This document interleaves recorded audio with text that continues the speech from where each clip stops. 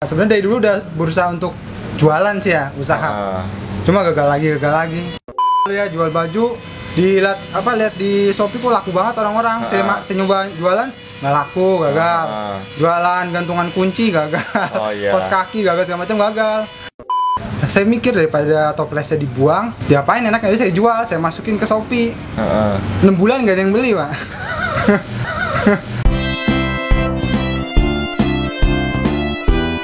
Mari nge-vlog di kebun desain.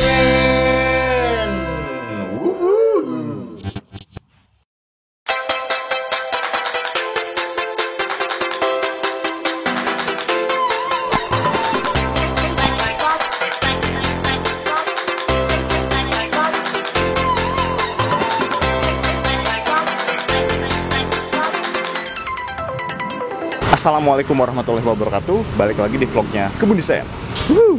Nah, sekarang kita lagi jalan-jalan. Kita mau nanya-nanya, mau kepo lagi bisnis sama salah satu pelaku UMKM yang mungkin sudah lama kayaknya ya. Tapi saya juga nggak tahu itu Wakafa Toples. Nah, seperti apa produknya, jualannya seperti apa? Penasaran sih. Kita tanya-tanya ya soal jualannya sama soal nanti omsetnya. Penasaran? Langsung aja kita ke dalam. Yuk. Oke, kita sudah sama owner dari Wakafa Toples ya, dan kita udah ada di tempatnya. Kita bisa lihat ini berjejeran toples-toples buat para pengusaha atau buat para apa nih, Kang? Nanti kita tanya-tanya ya. Oke, langsung aja mau kenalan dulu nih, Kang, karena mungkin kita juga baru ketemu ya. Baru ketemu, mungkin teman-teman juga pengen tahu namanya sama usahanya apa nih, Kang? Nama saya Walid Adam Nugroho. Dipanggilnya apa nih, Kang? Walid aja, panggil Walid. Panggil Walid ya. Terus ini gimana ya cerita usaha Wakafa Toples ini? Wakafa Toples ini kan bergerak di bidang packaging ya, pengemasan ya. Jadi pengemasan minuman, makanan atau segala macam lah. Awal mulanya saya itu sebenarnya apa ya? Sebenarnya dari dulu udah berusaha untuk jualan sih ya, usaha. Cuma gagal lagi. Oh, mengalami kegagalan. Berapa kali tuh kira-kira? Nggak tahu lah, pokoknya dari jualan baju, jualan apa segala macam saya jualin. Oh gitu. Di online lah, di e-commerce. Sejak tahun kapan tuh? Waktu apakah SMA? Enggak sih, mulai kerja aja sih tahun berapa sih? Kan 2019. Baru setahun yang lalu berarti ya? Tahun yang lalu ya, jual baju. Lihat di Shopee kok laku banget orang-orang. Saya nyoba jualan nggak laku, gagal. Jualan gantungan kunci gagal. Kos kaki gagal, segala macam gagal. Akhirnya pas ini tuh sama ibu saya kan ikut UMKM nih ya. Dia jualan sambel. Tapi sambel dia gagal, nggak gerak. Nah, akhirnya dia kan udah beli toples banyak banget nih buat sambelnya. Nah, saya mikir daripada toplesnya dibuang, diapain enaknya? Jadi saya jual, saya masukin ke Shopee. 6 bulan nggak ada yang beli, Pak. Wah, 6 bulan gak ada yang beli. Serius? 6 bulan gak ada yang beli? Toplesnya. Terus gimana tuh? Akhirnya pas udah bulan April 2020, mulai ada 1 orang pembeli. Oh gitu. Mulai beli toples yang ini nih, yang kecil ini. Oh, yang kecil ya, yang hitam ya? Iya. Tapi alhamdulillah ada yang beli 1. Saya kira ini mah cuma kebetulan aja. Nah, seminggu kemudian dia datang lagi, beli lagi di Shopee. 2, lama-lama makin banyak. Nah, semenjak itu mulai laris dagangan saya. Jadi apalagi waktu itu momennya sebelum lebaran. Sebelum lebaran ya? Jadi mendadak dari 0 sampai laris banget. Jadi sehari saya bisa nyampe 30 orderan di Shopee waktu itu. Satu hari? Satu hari. Bisa keluar 30 orderan. 30 orderan itu ada yang 100 toples, yang 50 toples gitu. Per ordernya ya? Iya, waktu sebelum lebaran itu makanya kaget saya. Gak pernah usaha tiba-tiba laris, kaget juga saya, bingung. Ini menarik nih teman-teman. Jadi pengen jualan, kemudian mengalami berbagai macam kegagalan, jualan baju, jualan apa gitu ya, gagal. Tapi nggak nyerah, sampai akhirnya nemu toples mau diapain daripada dibuang, ya udah dicobain jual. Dan itu pun 6 bulan nggak ada yang beli. Mental apa coba orang kalau udah kayak gitu harusnya udahan gitu ya. Tapi Walid ini ngasih contoh sama kita bahwa meskipun seperti itu, menyerah bukan pilihan, harus maju terus kayak gitu ya. Nice. Nah, terus nih Kang, berarti kira-kira udah berapa lama sih totalnya jualan si toples ini? Kan tadi 6 bulan nggak ada yang beli. Berarti sampai sekarang? Mulai toples aktif itu kan dari April, Mei, Juni, Juli, Agustus. 5 bulan lah. Baru 5 bulan ya? 4 bulan online, sorry. Nah, bulan Agustus ini 2 minggu kemarin baru buka toko di sini offline-nya gitu. Karena kan lumayan nambah penghasilan kan offline juga gitu. Sembari packing yang online, sembari nunggu jualan yang laku juga yang offline gitu. Iya. Ini juga menjawab ya tadi pertanyaan pertanyaan soal kenapa milih bisnis ini, kayaknya bukan dari sengaja ya? Iya, nggak sengaja. Nggak sengaja ya. Nah, bisnis juga ternyata bisa kayak gitu nih teman-teman. Kadang kita punya rencana apa, kita Tuhan yang menentukan kayak gitu ya. Ini bener-bener kayak gini banget deh. Terus nih, apa namanya, awal mulanya nih ya. Awal mulanya kan tadi toplesnya itu ada berapa dan kira-kira berapa sih modalnya gitu untuk memulai usaha ini gitu ya? Dulu waktu awal banget mulai saya jualan itu nggak nyampe 100.000, Pak. Awal-awal banget waktu masih lakunya baru dikit-dikit gitu. Ini udah keberapa owner yang kita tanyain itu modalnya awalnya 100.000 gitu ya. Kemarin susu kurma raja. Kemarin susu kurma raja juga cuma 100.000, sama. Ini juga 100.000. Berawal dari kecil sih emang ya. Iya, berawal dari kecil ternyata modal usaha itu ya. Sampai bisa teman-teman bisa lihat nih. Ya, gudangnya ini udah banyak banget. 100.000. Terus gimana, 100.000 pertama saya beli dari distributor, nggak langsung ke pabrik kan. Distributor dulu. Beli sepaket gitu. Beli paling 100.000, 500.000. Lama-lama order naik ya udah saya naikin 1 juta belinya, 1 juta, 2 juta naik terus. Makin lama makin naik ya makin banyak saya belanja kan. Akhirnya setelah makin banyak saya mulai nyari supplier dari pabrik langsung. Saya beli sampai puluhan juta sekarang untuk modal doang itu, untuk modal supaya bisa beli toples yang banyak karena sesuai permintaan sih saya minta gitu. Untuk pasarnya sendiri nih Kang, apakah di online banget atau sekarang udah mau merambah ke kotanya sendiri nih di Kerawang nih? Kalau untuk sekarang karena offline-nya baru mulai, offline, jadi saya masih ngandelin dari online sih. Online ya. Offline-nya masih kecil lah, belum kedengeran namanya gitu. Oke. Belum baru-baru juga sih ya, baru-baru juga. Di sini di tempat ini baru berapa lama nih? 2 minggu lalu. Oh, pantesan baru 2 minggu lalu. Belum tahu nih kalau misalkan tadi kan 6 bulan ya. Kalau udah 6 bulan nggak tahu nih. Di tempat yang strategis banget ini soalnya di area perumahan temen-temen. Mantap nih. Tadi kan udah ngobrolin soal modal yang cuman mulai dari 100.000, kemudian naik ke 500.000 belinya sampai jutaan gitu ya. Kira-kira dapat omsetnya itu berapa sih? Kalau di awal berapa tuh? Awal ya sesuai lah, paling ya 200, di bawah 1 juta lah. Di bawah 1 juta. Kalau sekarang kira-kira bisa nyampe puluhan juta lah sih omsetnya mah. Berawal dari 100.000 bisa sampai puluhan juta ya? Iya. Paling besar berapa sih Kang? Dulu, jadi waktu itu rekor sih. Waktu itu ada beli ke saya, dia eksportir lobster. Oh, lobster. Dia beli ribuan toples dari saya. Ribuan toples. Ini harganya macam-macam ya? Macam-macam ya. Dia beli ribuan toples yang ini nih. Oh, dia beli yang ini.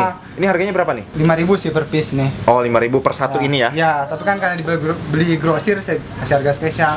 Itu rekor bisa nyampe mungkin ya 50-60 lah.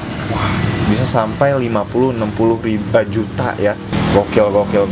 Ya itu ya, kesabaran, bayangin dari jualan gagal, terus jualan baju, jualan apa gagal. Kemudian ya udah jualan toples katanya dari ibunya ya, yang sempat nggak laku juga. Akhirnya nunggu 6 bulan nggak ada yang beli dan penantian itu berbuah hasil sampai 40-50 juta gitu ya omsetnya. Gokil. Nah, pertanyaan selanjutnya nih Kang, kira-kira tantangan bisnis ini nih apa ya? Tantangan bisnis toples. Pertama karena kan kita distributor ya, bukan pembuat. Jadi yang pertama itu pasti semua orang bisa jualan ini gitu. Dengan tanpa modal. Seperti dropshipper nggak pakai modal kan? Cuma nampilin gambar. Nah, itu artinya kompetitor banyak banget itu. Jadi kalau saya lihat di toko online, wah luar biasa, banyak banget.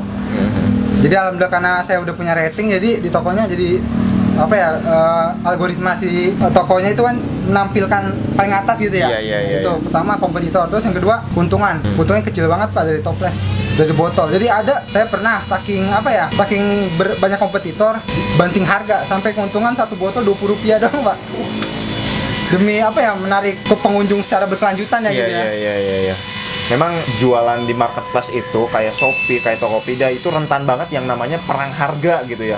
Itu rentan banget perang harga. Tapi memang ya selama enggak sampai rugi gitu ya, malah defisit, ada keuntungan itu masih ya berarti harus jualnya harus banyak.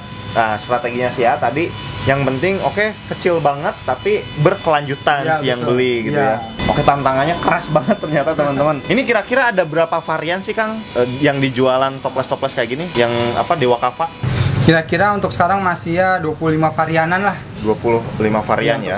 Untuk sekarang ya. Kira-kira fungsinya apa aja sih yang ditawarin gitu? Ada apa aja Kang? Mulai dari yang ini nih yang kayak gede-gede kayak gini. Ini buat apa sih kira-kira? Biasanya macam-macam sih. Ada pelanggan saya dia main di hidroponik. Dia beli yang kayak gini, toples yang kayak gini-gini nih. Hidroponik, terus eksportir lobster. Oh, pakai toples juga ya? Pakai toples juga. Terus kroto. makanan burung. Iya, kroto ini kayak pakai gitu. gini juga. Oh iya, pernah lihat sih kroto yang pakai toples gitu ya. Terus ada yang buat makanan lah, ini bisa buat makanan semua. Ada buat ikan biasanya nih. Iya. Ini bisa buat sabun, sanitizer. Yang kayak gini ya? Iya, yang pompa gini. Pompa kayak gini buat sabun, ya sih buat di kamar mandi kayak gitu ya. Iya. Terus sebenarnya untuk minuman. Yang kayak gini ya? Iya, yang botol-botol gini untuk minuman. Terus yang ini biasa untuk sambal sih. Yang kayak gini ya? Iya, toples sambal. Oh iya, toples sambal kan kayak gini nih.